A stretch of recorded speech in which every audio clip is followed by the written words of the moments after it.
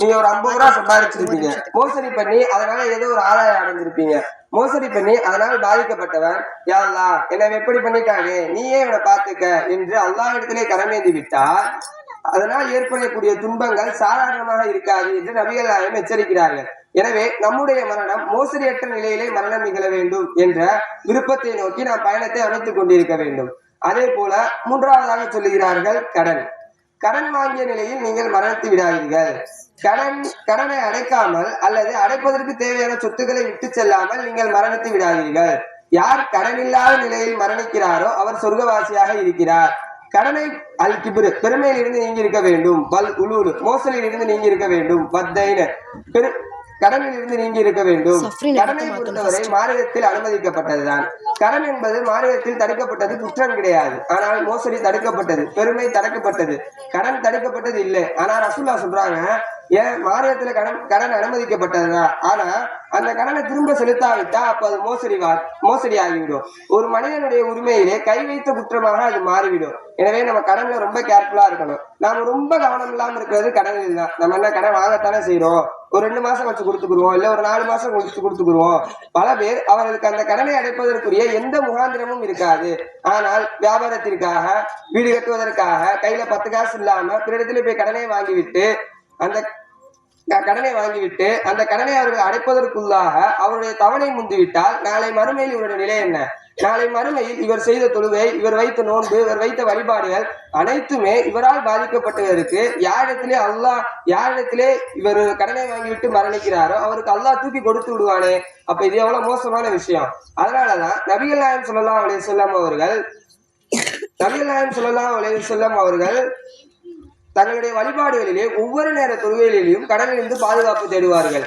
எத்தனையோ தீமைகள் இருக்கிறது, எல்லா தீமையிலிருந்து ரசூலுல்லாஹ் பாதுகாப்பு தேடுவார்கள். ஆனால் குறிப்பாக ஒவ்வொரு நேர தொழுகையிலும், இறைவா நான் பாவம் செய்வதிலிருந்தும் கடனில் இருந்து மாட்டிக்கொள்வதிலிருந்தும் எனக்கு நீ பாதுகாப்பை தா, உன்னிடத்திலே நான் பாதுகாப்பை வேண்டுகிறேன் என்று அல்லாஹ் இடத்திலே நபிகள் நாயகம் பிரார்த்தனை செய்தார்கள் என்று நம்மால் பார்க்க முடிகிறது.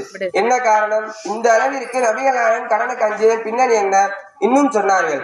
ஒரு சஹாபி வந்து கேட்கிறார், அல்லாஹ்வின் தூதரே கடன் மார்க்கத்தில் அனுமதிக்கப்பட்டதானே, ஏன் நீங்க கடன்ல இருந்து ரொம்ப பயப்படுறீங்க, அல்லாஹ்விடத்திலே பாதுகாப்பு தேடிட்டே இருக்கீங்களே, என்ன காரணம் என்று கேட்கிறார். அதற்கு நபிகள் நாயகம் பதில் சொன்னார்கள், கடனாளியாக ஒரு மனிதன் ஆகிவிட்டால் அந்த கடன் அவனை பொய்யனாகவும் அந்த கடன் அவனை வாக்குறுதியை மீறுகிறவனாகவும் அவனை மாற்றிவிடுகிற அவனை மாற்றிவிடும். அந்த நிலைக்கு தள்ளுதா இல்லையா? கடன் வாங்கி ஒரு வேலையை செஞ்சிடும், கடன் கொடுத்தவர் குறிப்பிட்ட நேரத்துல வந்து நிக்கிறாரு, வந்த உடனே ஏதாவது ஒரு பொய்ய சொல்லி சமாளிக்கிறது. இப்பதானே இன்னொரு ஆளு கொடுத்தேன், நாளைக்கு வாங்க, காசு எல்லாம் ரெடியா தான் இருக்கு, அந்த சட்டையில இருக்கு, வேற சட்டையை மாத்தி போட்டு வந்துட்டேன், அங்க பார்த்தா ஒரு சட்டை இருக்காது, ஆனா கடன்காரன் தப்பிக்கணுமே அதுக்கு ஏதாவது ஒரு பொய்ய போடு. இப்படி கேட்கிற நேரத்தில் எல்லாம் பொய் பொய் பொய் என்று ஒரு மனிதனை பொய்யனாகவும் வாக்குறுதியை மீறுகிறவனாகவும் அவனை மாற்றி விடுகிற காரணத்தினால் நான் கடனிலிருந்து பாதுகாப்பு தேடுகிறேன் என்று ரசூலுல்லாஹ் சொன்னார்கள். அதே போல ரசூலுல்லாஹ் சொன்னார்கள், அல்லாஹ்வுடைய பாதையில உயிர் துறந்த தியாகியை பொறுத்தவரை அவருடைய எல்லா பாவத்தையும் அல்லாஹ் மன்னிக்கிறான், கடனை தவிர. அல்லாஹ்வுடைய பாதையில ஒரு ருசுரை கொடுத்துட்டா அவருக்கு இஸ்லாத்தில் இருக்க சிறப்பே தனி, அவருக்கு நிகராக யாரையுமே சொல்ல முடியாது. அவர் இறந்த உடனேயே அவருடைய உயிர் சொர்க்கத்திற்கு எடுத்து செல்லப்படுகிறது என்கிறார்கள் ரசூலுல்லாஹ்.